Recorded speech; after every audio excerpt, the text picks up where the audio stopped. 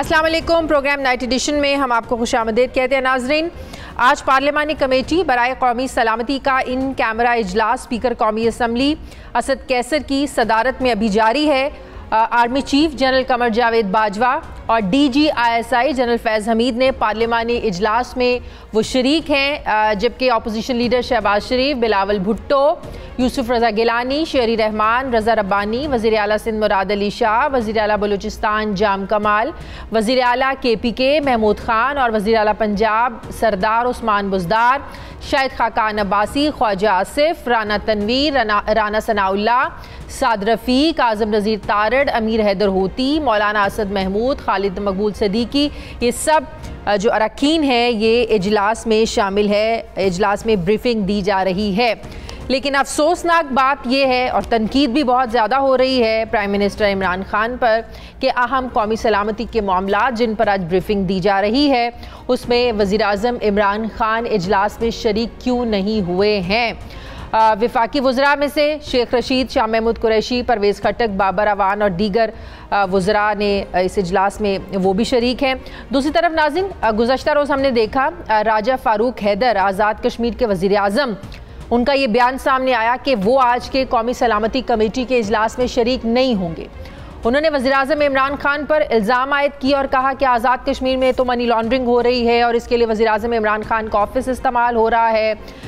Elections हम सब जानते हैं वहाँ पर होने वाले हैं, लेकिन इस बहुत ही सेंसिटिव हालात में जब जो मोदी है वो वहाँ पर हम देख रहे हैं कि कश्मीरियों के साथ क्या सलूक हो रहा है, क्या हाल किया जा रहा है वहाँ पर कश्मीरियों का। ऐसे में अपने मुल्क के प्राइम मिनिस्टर पर जो है ना वो कश्मीर के हवाले से इस तरह के इल्ज़ामात लगाना कि आज़ाद कश्मीर में मनी लॉन्ड्रिंग हो रही है, तो इस तरह के बयानात देने से क्या गुरेज नहीं करना चाहिए।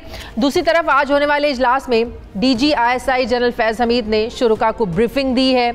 इस मीटिंग में मुल्की जो दाखिली मामलात, खारजी मामलात और स्ट्रेटजिक सूरत हाल समेत अफ़गानिस्तान की सूरत हाल, भारत और मकबूजा कश्मीर के जो इश्यूज़ हैं इन पर बात की जा रही है। जब इजलास का वक्फा हुआ, इस पर सहाफ़ियों से बात करते हुए अपोजिशन लीडर शहबाज शरीफ ने भी इत्मीनान का इजहार किया और कहा कि आर्मी चीफ ने हमारे सवालों के जवाब दिए हैं। नाज़रीन, आज जब अमेरिका अफ़गानिस्तान से जा रहा है, ख़ित्ते के हालात में तब्दीली रूनुमा होने जा रही है, अमेरिका पाकिस्तान से अड्डे मांग रहा है, CPEC भी अमेरिका की आंखों में खटक रहा है, मकबूजा कश्मीर की हालत दिन ब दिन बिगड़ रही है और जम्मू में ड्रोन हमले हो रहे हैं। ऐसे में मुल्की स्ट्रैटेजिक सूरत हाल पर रियासती इदारों की क़यादत समेत तमाम सियासी जमातों के नुमाइंदगान का मिल बैठना यकीनन खुश आइंद बात है और ये साबित करता है कि मुस्तक़बिल में किसी भी चैलेंज से निपटने के लिए हमारी सियासी और हमारी अस्करी क़यादत सब एक पेज पर है।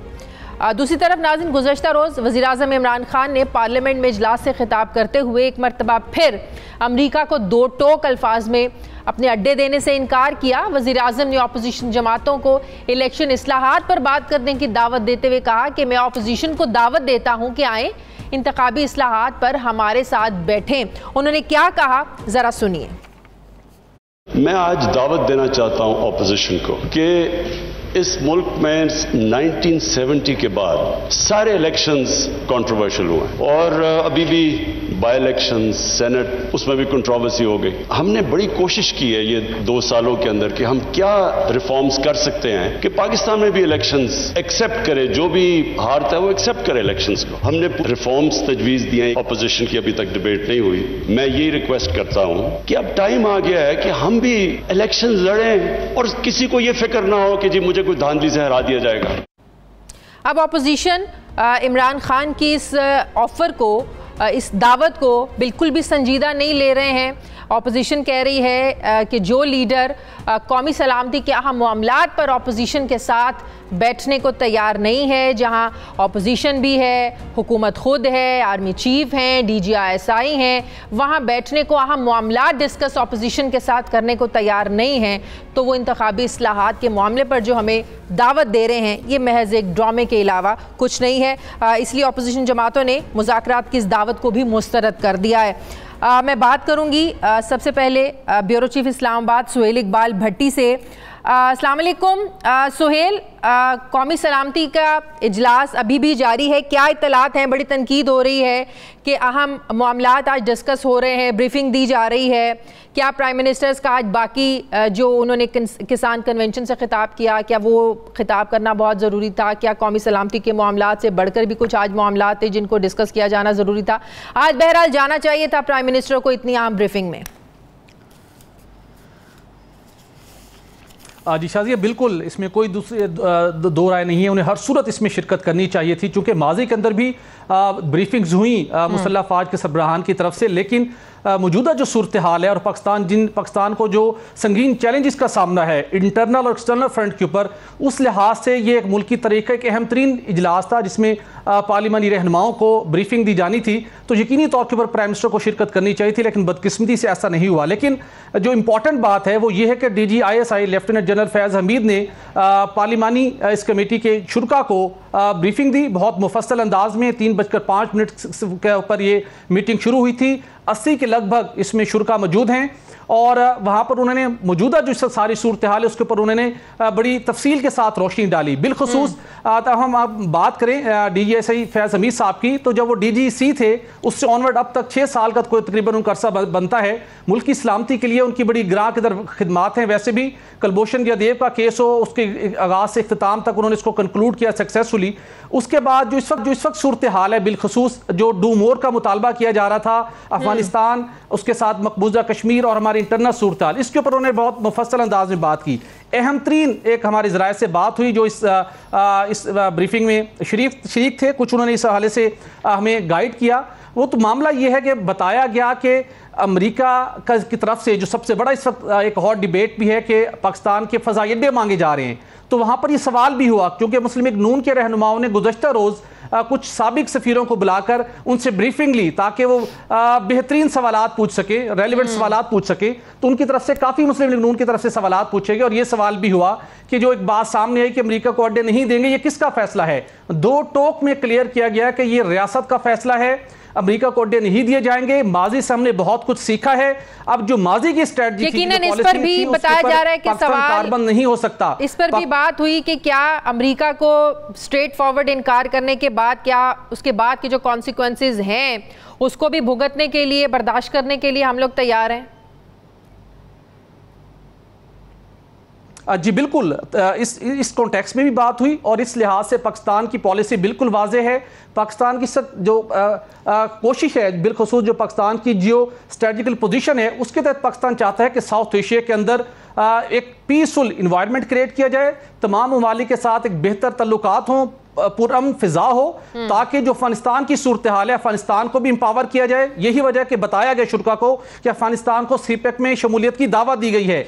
पाकिस्तान चाहता है कि अफगानिस्तान के साथ सेंट्रल एशिया के साथ तिजारत करे ताकि अफगानिस्तान के भी हालात अच्छे हों। उसके साथ इंटरनल फॉल्ट लाइन अभी तो जो अफगानिस्तान की सूरत हाल है, जो खदशात जाहिर किए जा रहे हैं कि अफगानिस्तान की सूरत हाल खाना जंगी की तरफ बढ़ रही है, जाहिर है जिसके कॉन्सिक्वेंसेस डायरेक्टली पाकिस्तान पर आएंगे। अब हमें उतनी सख्त नहीं है कि जो 4 दिहाइयां हमने मुहाजिरीन को संभाल के रखा, मजीद हम मुहाजिरीन को इधर आने की इजाजत नहीं दे सकते। अभी तो क्रिटिकल सिचुएशन तो ये है कि जाहिर है कोई वहां तो कोई सियासी हल निकालने की तो कोशिश नहीं की गई है। खाना जंगी होने के 100% वहां पर इम्कानात है। जिस तेज रफ्तारी से तालिबान पेशकदमी कर रहे हैं, आगे बढ़ रहे हैं, तो बहरहाल ये खदशात, ये खतरात मौजूद हैं। इतना आसान मामला नहीं है अभी।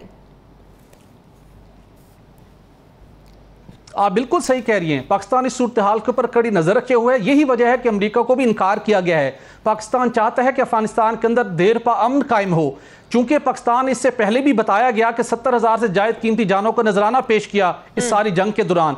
150 अरब डॉलर से जायद पाकिस्तान को नुकसान हुआ।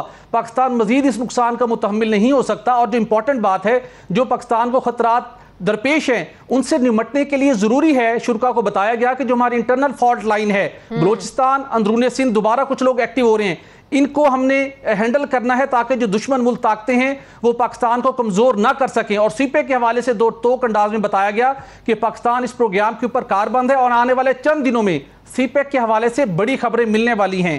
लिहाजा ये बात बावर कराई गई है तमाम शुरका को कि कौमी मामलात के ऊपर मुख्तलिफ इख्तलाफ राय होते हैं, पॉलिटिक्स आप करते हैं, लेकिन जो मुल्की मामलात है, मुल्की वसीतर मामलात है, मुल्की सिक्योरिटी से रिलेटेड मामलात हैं, उसके ऊपर सियासत ना की जाए।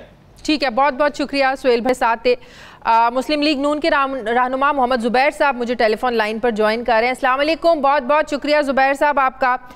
जुबैर साहब ने इंतहाई अहम मामलात पर जो आज ब्रीफिंग दी जा रही है, प्राइम मिनिस्टर इस ब्रीफिंग में शरीक नहीं है। 2019 में भी ऐसी एक ब्रीफिंग हुई थी, उसमें भी प्राइम मिनिस्टर शरीक नहीं हुए थे। क्या वजह है? प्राइम मिनिस्टर ऑपोजिशन के साथ बैठना नहीं चाहते हैं? कोई तकब्बुर है, अना का मसला है कि वहाँ ऑपोजिशन के लोग होंगे, ऑपोजिशन के लीडर्स होंगे, हाथ मिलाना पड़ जाएगा? क्या वजह है? आपको नहीं लगता कि शिरकत करनी चाहिए थी प्राइम मिनिस्टर को इतने अहम सेंसिटिव जो मामलात हैं उन पर? जी बिल्कुल शिरकत करनी चाहिए थी, लेकिन आप मेरे से अगर 10 दिन पहले या 1 साल पहले भी तो मैं यही कहता कि वो कभी भी शिरकत नहीं करेंगे। और ये उनकी नेचर का हिस्सा है, उनकी जो भी है वो एक क्या कहना चाहिए, एरोगेंट है या क्या है। इवन जब वो ऑपोजिशन में भी थे तो उस वक्त भी किसी से हाथ मिलाना पसंद नहीं करते थे। दिस इज मैं पर्सनल अपने एक्सपीरियंस से बता रहा हूँ। 2019 अब कोविड की वजह से तो बिल्कुल ही नहीं मिलाएंगे, लेकिन फरवरी 2019 में जब कोविड का नाम भी नहीं सुना था और इंडिया ने अटैक किया था, आपको याद है। हाँ। और इतना सेंसिटिव मामला था, एक उस वक्त भी बिल्कुल ऐसी सिमिलर ब्रीफिंग थी और उस ब्रीफिंग में जो था ये नई शिरकत की थी, पूरी मिलिट्री लीडरशिप थी, सिविलियन लीडरशिप थी। तो ये तो एक मेरा ख्याल है एक स्टैंडर्ड है जो कि हमारे वजीर आजम जो हैं उनका, तो उनके कोई मुझे तो कोई हैरानी की बात नहीं। शहबाज शरीफ साहब चाहते तो आपको भी इनवाइट कर सकते थे, आपको बुला सकते थे, आपको नहीं बुलाया? नहीं ये तो आपका पॉइंट ऑफ व्यू।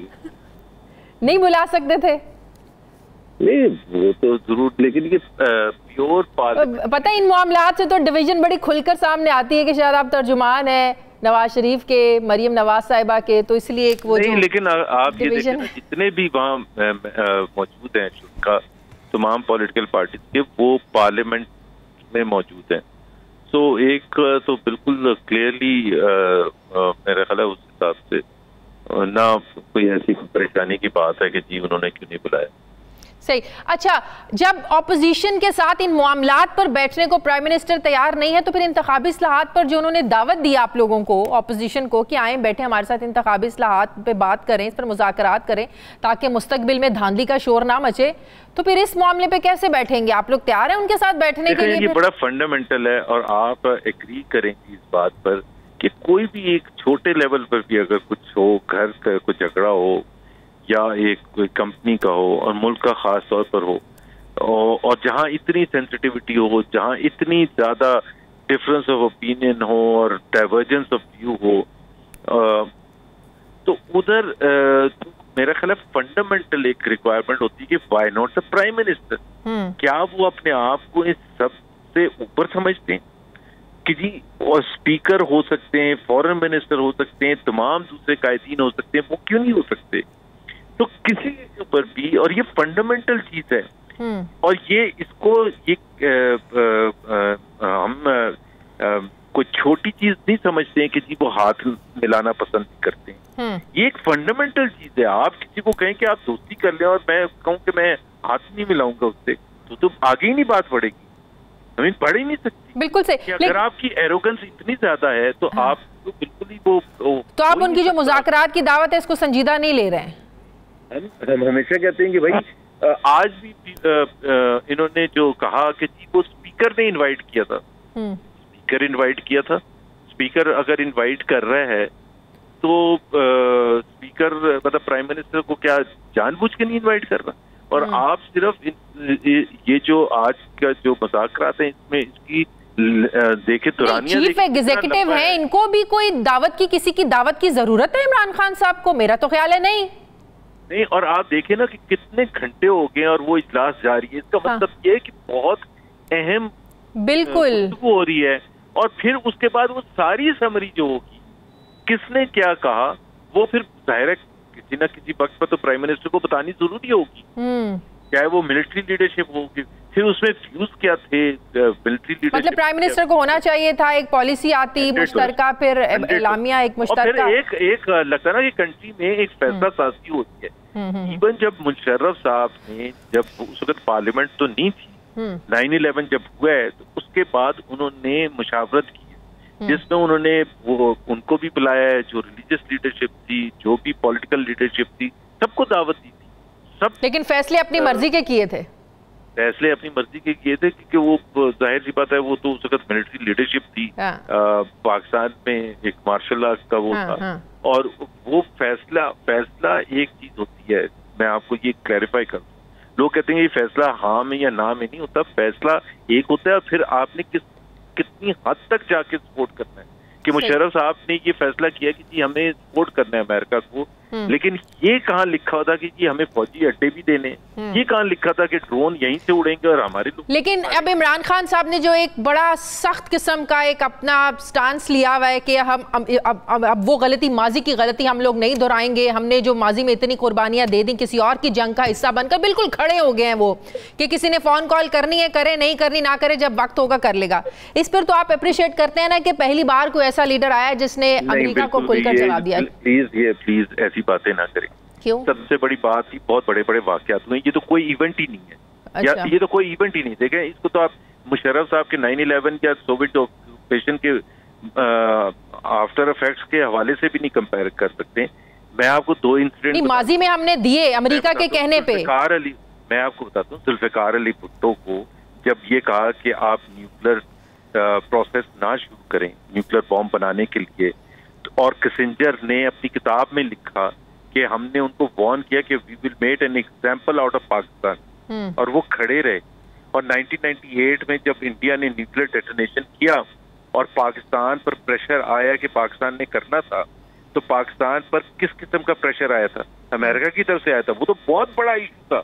वो नवाज शरीफ खड़े हो गए, बिल्कुल किया, अमेरिका ने सैंक्शंस लगा दिए उसके दिन से।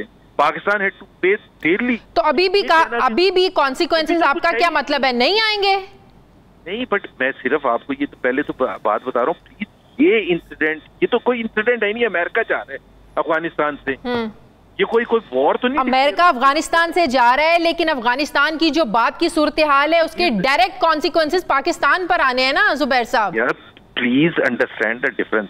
1979 में वॉर हो गई थी। हाँ। सोवियत यूनियन ने ऑक्युपाई कर लिया था, एक उसके खिलाफ एक जिहाद करना था, वॉर करना। 9/11 में एक वाकया हुआ जिसके खिलाफ यूएन ने सैंक्शन की वॉर, सिर्फ वो तो वो बहुत बड़ी इवेंट से पाकिस्तान ने वॉर में हिस्सा लेना था। यहाँ तो आप कह रहे हैं कि हम स्ट्रेटेजिकली कैसे हैंडल करें। फर्क ये था पाकिस्तान पर 79 में जो हीरो थे बाद में वही दहशतगर्द बन गए। नहीं, लेकिन प्लीज उसमें मैं हमेशा कहता हूँ, एक तो पाकिस्तानी कौम और खास तौर पर इमरान खान ने सारी दुनिया पाकिस्तानी कौम को कंफ्यूज कर दिया। वो जो हीरो थे वो उस वक्त हीरो वाला काम कर रहे थे, जब वो 9/11 से पहले और 9/11 के बाद वो दहशतगर्दी कर रहे थे। आज अगर कोई अच्छा आदमी है तो आप अच्छे आदमी की तरह मिलेंगे ना। अगर कल को वो चोरी डकैती करना शुरू कर देगा तो आप उसको चोर डकैत कहना शुरू कर देंगे। तो इमरान खान के इस बोल्ड स्टेप को आप अप्रिशिएट नहीं करें? आपके नजदीक ये बड़ी नॉर्मल सी बात है, कोई बड़ा काम नहीं किया उन्होंने अमेरिका के आगे खड़े होकर। अभी तो हमें पता ही नहीं कि हमने क्या किया। सिर्फ देखिए अड्डे was a unusual step even bye Musharraf. Intelligence gathering है, क्या पाकिस्तान देगा इंटेलिजेंस? और ये 10 घंटे इजलास ऐसे चल रहा है, ठीक है, कोई इशू ही नहीं है कोई। ठीक है, बहुत बहुत शुक्रिया। मुस्लिम लीग के सीनियर रहनुमा मोहम्मद जुबैर साहब मेरे साथ थे। नाज़रीन, मुझे ब्रेक लेनी है, वापस आते हैं छोटे से वक्फे के बाद।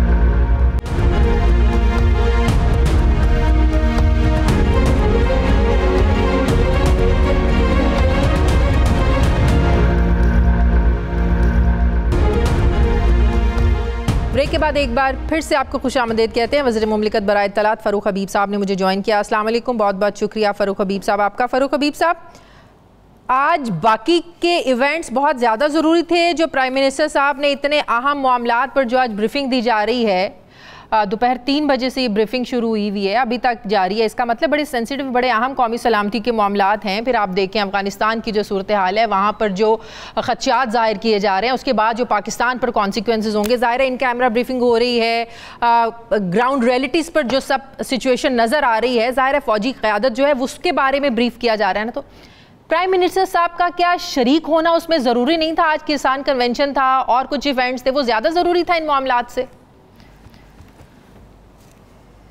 नहीं, देखें, बात यह है कि जितना प्राइम मिनिस्टर साहब इस हवाले से कैटेगोरिकली जो है वो क्लियर हैं, और ये हमारा ही इनिशिएटिव है।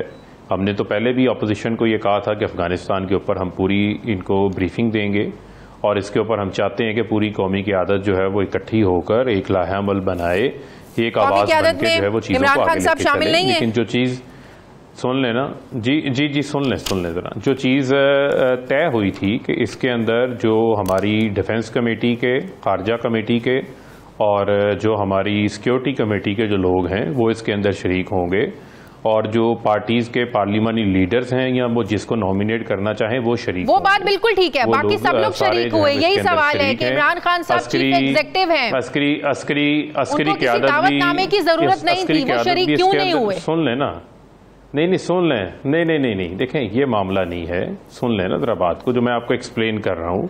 प्राइम मिनिस्टर साहब को किसी जगह के ऊपर इस मामले के ऊपर जाने के ऊपर जो है वो कोई एतराज़ नहीं है, लेकिन मैं आपको वो चीज़ बता रहा हूँ, ये वो तमाम चीज़ें हैं क्योंकि ये कौमी असम्बली की सलामती कमेटी की मीटिंग बनाई गई है और स्पीकर असद कैसर साहब उसको कोऑर्डिनेट कर रहे थे, और उन्होंने सब लोगों को जो है वो दावत दी और लोग उसके अंदर शरीक हुए। इमरान खान को दावत नहीं दी प्राइम मिनिस्टर को, इसलिए नहीं आए वो। सूरत हाल थी।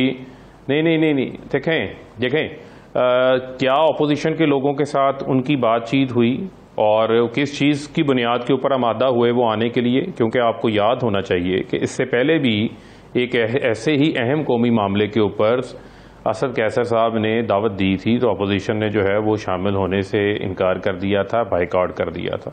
तो लिहाजा एक आधे किसी टीवी चैनल के ऊपर अभी असद कैसर साहब का बयान भी कोट हो रहा था, तो उस हवाले से वो बेहतर तौर के ऊपर आपको जो है वो 2019 में भी ऐसी एक मीटिंग हुई थी जिसमें ऑपोजिशन की सब जमातें थी, लीडर्स थे, उसमें भी इमरान खान साहब शामिल नहीं थे। तासुर, अच्छा मेरी भी सुन लेना, तासुर से यही जाता है कि इमरान खान साहब शायद ऑपोजिशन के साथ मिलकर बैठना नहीं चाहते हैं, इसी वजह से जो है ना वो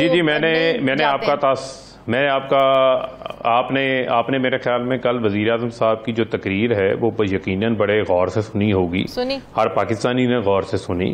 उन्होंने ना सिर्फ जो है अफगानिस्तान के हवाले से जो स्टेट की पॉलिसी बयान है वो दिया, अमेरिका के पाकिस्तान के ऊपर डू मोर के हवाले से जो दबाव है उसके हवाले से उन्होंने बताया कि एब्सोल्युटली नॉट, हम उसके अंदर पार्टनर इन पीस होंगे, पार्टनर इन कॉन्फ्लिक्ट हम नहीं होंगे, किसी जंग का हिस्सा नहीं बनेंगे, अमन के लिए हम कोशिश करेंगे। और इसी तरह उन्होंने इलेक्टोरल रिफॉर्म्स के ऊपर खुद अपोजिशन को दावत दी थी। तो लिहाजा कौमी मामलात के ऊपर चाहे वो अपोजिशन हो चाहे कोई भी हो, उसके साथ बैठने के ऊपर वज़ीर आज़म साहब को यही तो आज अपोजिशन कह रही है कि अहम मामलात पे आप हमारे साथ बैठने को तैयार नहीं है। नहीं, ये अपोजिशन नहीं कह रही ना, आप एक मिनट नहीं, शाजिया सुन लेना, सुन लें, जो ये कह रहे हैं, और क्या ये सब कह रहे हैं, क्या उसके ऊपर ये PMLN भी कह रही है? जरा आप थोड़ा खुद चेक कर लें। और जी अभी जुबैर साहब मेरे ख्याल में PMLN से ही हैं वो, अगर आपने सुना हो, अभी आप बैठे हुए थे, जुबैर साहब जो बात कर रहे थे वो PMLN से ही मेरा ख्याल है। जी देखें वो मेरे ख्याल में खुद वो ब्रीफिंग में शामिल नहीं है, शायद जो लोग ब्रीफिंग में शामिल हैं वो उनका व्यू शायद और होगा और शहबाज शरीफ साहब का भी कुछ और व्यू होगा। तो कोई खास वजह तो आप बता दें, शेयर कर दें, फिर कोई खास वजह उनकी शिरकत ना करने की? देखें कंफ्यूजन नहीं क्रिएट करा, जो बात उनकी स्पीकर साहब से हुई है वो स्पीकर साहब के पास है, वो खुद बता देंगे।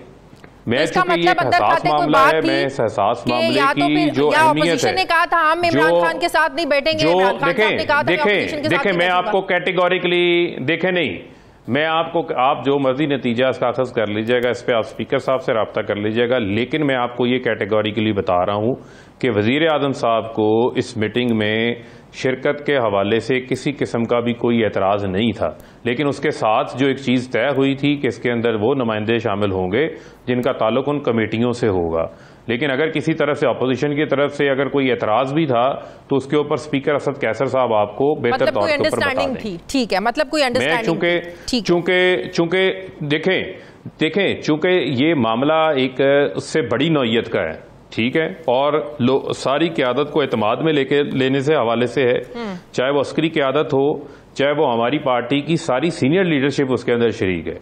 वो तमाम प्राइम मिनिस्टर के साथ जो रियासत के चीफ एग्जीक्यूटिव हैं वो उनसे मैंडेट लेकर ही ब्रीफिंग दे रहे हैं और उसी के ऊपर उनकी राय भी शामिल कर रहे हैं। और जो सुन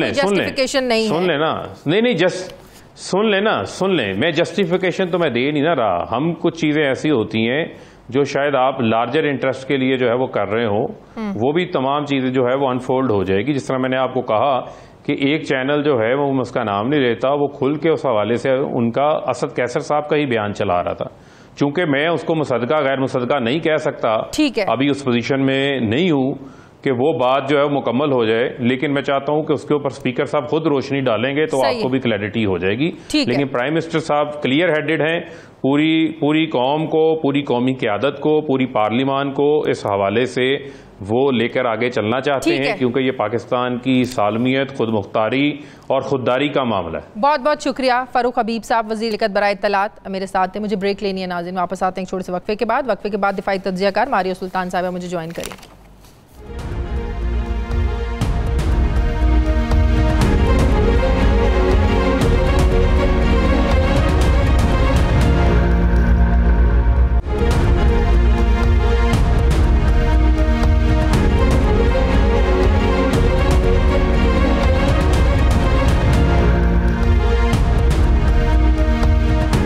ब्रेक के बाद एक बार फिर से आपको खुशामदीद कहते हैं। दिफाई तज्ज़ियाकार डॉक्टर मारिया सुल्तान साहिबा ने मुझे ज्वाइन किया। अस्सलाम वालेकुम, बहुत बहुत शुक्रिया डॉक्टर साहिबा आपका। डॉक्टर साहिबा, मौजूदा जो अफ़गानिस्तान की सूरत हाल है, फिर मकबूजा जम्मू कश्मीर की जो सूरत हाल है, इसको लेकर आज कौमी सलामती का बड़ा इन उमूर पर बहुत अहम एक ब्रीफिंग दी जा रही है, अभी भी इजलास जारी है।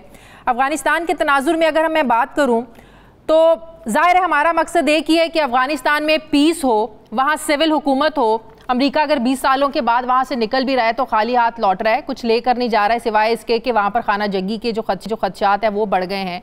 तालिबान बहुत ज़्यादा इज़्ला पर उनका कब्ज़ा हो गया है, बड़ी तेज़ी से उनकी पेशकदमी जारी है। सूरत हाल ये है कि काबुल का जो इंटरनेशनल एयरपोर्ट है उसकी जो सिक्योरिटी के फ़राइज़ है वो तुर्की को दे दिए गए हैं। तो अफगान साइड से अगर मैं आपसे ये पूछ पाऊं कि हमारे लिए क्या चैलेंजेस दरपेश हैं ज़्यादा जिनसे हमें निपटना है, तो क्या जवाब है आपके पास? देखिए, इस वक्त हमें अफगानिस्तान से 2-3 ख़तरात का सामना होगा इस सूरत हाल में। सबसे सर फहरिस्त तो यही होगा कि जो फॉल ऑफ काबुल है उसके बाद जो है अफगानिस्तान के अंदर इंतशार ना फैले और अफगानिस्तान का सियासी मंजरनामा किसी तरीके से एक जो है पॉसिबल एक्सेप्टेबल हुकूमत के तौर पर देखा जाए, क्योंकि बहरहाल पिछले 10 सालों से बैनुल-अक़वामी दुनिया ने भी अफगान हुकूमत के मुख्तलिफ स्ट्रक्चर्स के अंदर जो है ना सिर्फ पैसे डालें बल्कि उनमें बहुत हद तक सपोर्ट करने की कोशिश की है। दूसरा मसला ये कि आप नहीं चाहेंगे कि अफगान नेशनल आर्मी जो है वो बिल्कुल ही डिसबैंड हो जाए, क्योंकि जैसे कि खबरें आ रही हैं उसमें मुख्तलिफ मतलब जगह से आपको ये चीज़ देखने में नज़र आ रही है कि मुख्तलिफ अकात पे और मुख्तलिफ जगहों के ऊपर वो सरेंडर कर रहे हैं तालिबान जंगजुओं के सामने। तो आप नहीं चाहेंगे कि जो टोटल स्ट्रक्चर है वो फॉल बैक कर जाए, क्योंकि जिस तरह की भी रियासत है अफगानिस्तान के अंदर इस वक्त मौजूद, बैनुल-अक़वामी दुनिया के लिए बहुत ज़्यादा ज़रूरी है कि सियासी तौर के ऊपर उसको मुस्तहकम रखा जाए और उसके लिए ज़रूरी है कि इंट्रा अफगान जो डायलॉग प्रोसेस है, ये सियासी इस्तेहकाम की कोशिशें हैं, अगर अफगान हुकूमत में तालिबान आ भी जाते हैं तो उसको बरकरार रखा जाए और वो चैनल बिल्कुल 100% बंद ना किया जाए, पहली बात। दूसरी बात यह है कि इस वक्त आपका दूसरा खतरा अफगान महाजरीन का है कि अगर ये महाजरीन आएंगे तो इनको आप किधर रखेंगे, और अगर जो है खाना जंगी की सूरत हाल बनती है और अगर ऐसी सूरत हाल बनती है तो आपकी पूरी कोशिश होनी चाहिए कि या तो जो अफगानिस्तान के अंदर जो सरहद के करीब इलाका है उसको मखसूस किया जाए रेफ्यूजीज कैंप्स के लिए, और अगर पाकिस्तान के अंदर किया जाए तो बैनुल-अक़वामी दुनिया को इसके लिए ज़िम्मेदार खड़ा किया जाए कि बैनुल-अक़वामी दुनिया की जिम्मेदारी है कि उनको जो है महाजरीन के तौर पर देखा जाए, क्योंकि पाकिस्तान में तकरीबन 1 लाख से के तौर पर देखा तो जाए। अगर आ जाते हैं महाजरीन, हमारे लिए कितने मसाइल पैदा होंगे। माजी में हम भुगत चुके सब सारी सिचुएशन। देखें, पिछली दफ़ा जब आए थे तो हमने अपने पूरे दरवाजे खोल दिए, हमने उनको अपने शहरों के अंदर आने दिया, हमने उनको पाकिस्तानी के तौर पे देखा, हमने उनको महाजर के तौर पे नहीं देखा। और यही वजह है कि इस वक्त UNHCR के मुताबिक सिर्फ 3000 रेफ्यूजीज़ जो है पाकिस्तान में आए हैं पिछले सालाना तौर पर आते हैं, जबकि हकीकत इसके बरक्स है। 1 लाख से ज़ायद अफगान रोज़ाना पाकिस्तान में दाखिल होते हैं और 99% के पास कोई कानूनी दस्तावेज़ नहीं। तो इसलिए इस दफ़ा आपको ये बात बड़ी वाज़ेह तौर पर बैनुल-अक़वामी इदारों के साथ और बैनुल-अक़वामी उन तमाम स्टेक होल्डर्स के साथ करनी होगी। तीसरा मसला होगा आपके लिए जो इस वक्त अफगानिस्तान की सरजमीन इस्तेमाल हो रही है TTP से, दहशतगर्दों से, और इसके साथ मुंसलिक जो खतरात हैं बैनुल-अक़वामी दहशतगर्दी की, जैसे कि ISIS और अल-कायदा का, कि अगर इनकी पुष्पनाई की वजह से आपके मुल्क में तीसरी दहशतगर्दी की लहर न आए। लेकिन इन तमाम चीज़ों के बावजूद जो चीज़ खुशाइंद है वो ये है कि इस वक्त 99% आपकी तकरीबन जो सरहद है वो आप उसके ऊपर बार लगा चुके हैं। आपके जो CTD स्ट्रक्चर्स हैं वो ज़मीन पर मौजूद हैं और आप बड़ी फाल तरीके से नाज़िर इसको देख रहे हैं। बावजूद इसके कि इस वक्त दुश्मन की कोशिशें बहुत ज़्यादा हो रही हैं। बंद कर देंगे, वो तो वाज़ेह कैटेगरी कह चुके हैं, कैटेगोरिकली कह चुके हैं कि हम मज़ीद बोझ बर्दाश्त नहीं कर सकते। देखिए, अगर आप सारी दुनिया में जो महाजिर हैं उनके साथ ये सलूक नहीं होता जो पाकिस्तान ने किया। आपने खुले रास्ते, खुले बाजू लोगों को लिया, लेकिन उसको आपकी कमज़ोरी समझा गया। अभी तक आपको सिर्फ UNHCR कहता है कि पाकिस्तान के पास सबसे ज़्यादा प्रोटेक्टेड रेफ्यूजीज़ हैं, लेकिन वो आपको उन लोगों की फलाह बहबूद के लिए, उनकी सलामती के लिए, उनकी तहफ़्फ़ुज़ात को महफूज करने के लिए कोई पैसे देने के लिए तैयार नहीं। एक रेफ्यूजी पाकिस्तान में आता है तो तकरीबन आपको $100 $80 से भी कम पैसे मिलते हैं। वही रेफ्यूजी अगर सीरिया से यूनाइटेड किंगडम में जाता है तो उसको 1500 यूरो से लेके 1500 पाउंड तक मिलते हैं। वो हुकूमत को दिए जाते हैं कि आप इनका ख्याल रखें। तो जाहिर है क्या अफगान लोग पाकिस्तान में आते हैं उसकी ज़रूरियात मुख्तलिफ हैं, जो अफगान जो यूरोप में जाता है उसकी ज़रूरियात मुख्तलिफ हैं।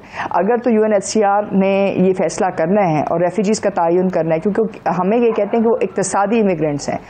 पाकिस्तान में इक़्तिसादी इमिग्रेंट्स हैं जो अफगानिस्तान पहुँचते हैं, उनको सचमुच जान का खतरा होता है। अगर खाना जंगी की सूरत हाल बनती है तो ये बहुत बड़ा मसला है। सबसे आखिर में मेरे ख्याल से जो एक हम जो ख़तरा है जिस पे ज़्यादा बात नहीं करते वो है कि अफगानिस्तान से जो मंशियात आ रही हैं और जो वॉरलॉर्डिज़म है उसका जो है मनफी इम्पैक्ट हो सकता है इस जंग में, क्योंकि फिर किसी ने तो ये जंग के पैसे देने हैं और अगर ये पैसे अमेरिका नहीं देगा, ये पैसे बाकी इंटेलिजेंस एजेंसीज नहीं देंगी, तो फिर ज़ाहिर है ये पैसे मंशियात के जरिए। बहुत बहुत शुक्रिया दिफाई तज्ज़िया कार डॉक्टर मारियन साहब मेरे साथ ही। नाज़रीन मुझे ब्रेक लेनी है, वापस आते हैं छोटे से वक्त के बाद।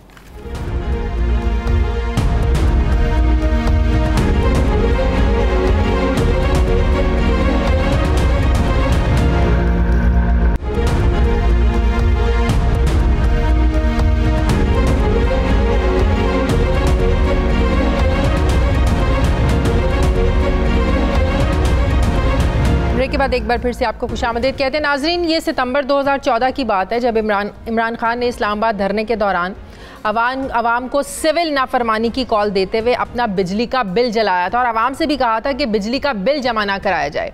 उस वक्त इमरान खान नून लीग की हुकूमत पर तनकीद करते थे और वो नवाज शरीफ से पूछते थे कि बिजली के जो निर्ख हैं ये 80% क्यों बढ़ाए, बिजली चोरी आप कम क्यों नहीं कर रहे हैं। और जब यूसुफ रजा गिलानी 2011 में वज़ीर आज़म थे तो मुल्क में बिजली का शॉर्टफॉल 6000 मेगावाट था। 16000 मेगावाट बिजली की खपत के सामने मुल्क में 10,000 मेगावाट बिजली उस वक्त पैदा की जा रही थी।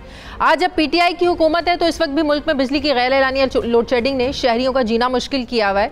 मुल्क में बिजली का शॉर्टफॉल 7 से 8,000 मेगावाट से ज़ायद है। बिजली की मुल्क भर में जो पैदावार है तकरीबन 17,000, जबकि जो डिमांड है ये लगभग 25,000 मेगावाट है। कुछ अर्सा पहले वफाकी वज़ीर तवानाई हमाद अज़हर ने यह दावा किया था कि मुल्क में बिजली की पैदावार ज़रूरत से ज़्यादा है, अब बिजली की लोड शेडिंग नहीं होगी। क्या कहा था हमाद अज़हर साहब ने, ज़रा आप खुद ही सुन लीजिए।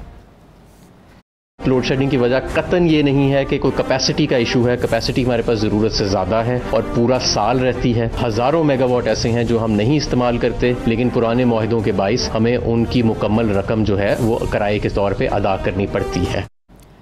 मगर तमाम तर हुकूमती दावों के बरक्स मुल्क में बिजली और गैस की जो लोड शेडिंग है ये जारी है। बिजली की लोड शेडिंग से सताए PTI के रुकने असम्बली अपनी ही हुकूमत के जो वज़ीर तवानाई उन पर बरस पड़े। ज़रा सुनिए।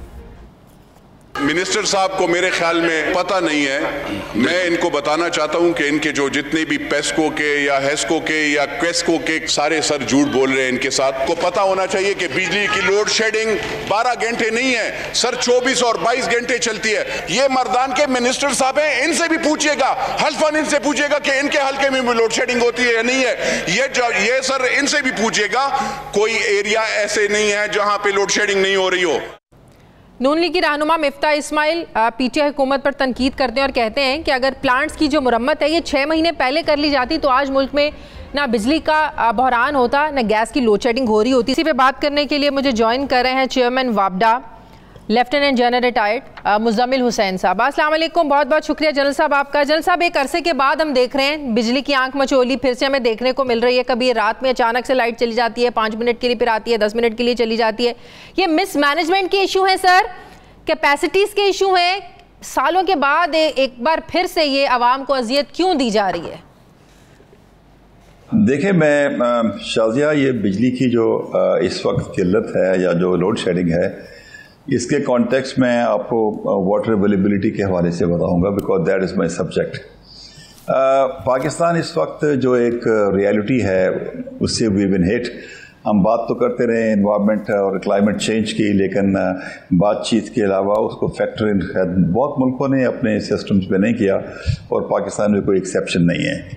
आपको ये सुन के हैरान होगी कि जो पानी की अवेलेबिलिटी है उसके 2 पार्ट होते हैं, एक उसकी अवेलेबिलिटी और दूसरा उसकी स्टोरेज, और वो दोनों कैसे लिंक करके आपको ये जिस बिजली की कमी की सूरत हाल की बात करें कैसे इम्पैक्ट करती हैं। पानी के हवाले से आप देखिए कि इस वक्त हमारे पास जो टोटल पानी अवेलेबल है इस साल वो तकरीबन 2.6 मिलियन एकड़ फीट है, और पिछले साल इसी वक्त हमारे पास 7.6 मिलियन एकड़ था। यानी आप देखें कि ऑलमोस्ट 3.5 टाइम मोर था। वजह क्या है?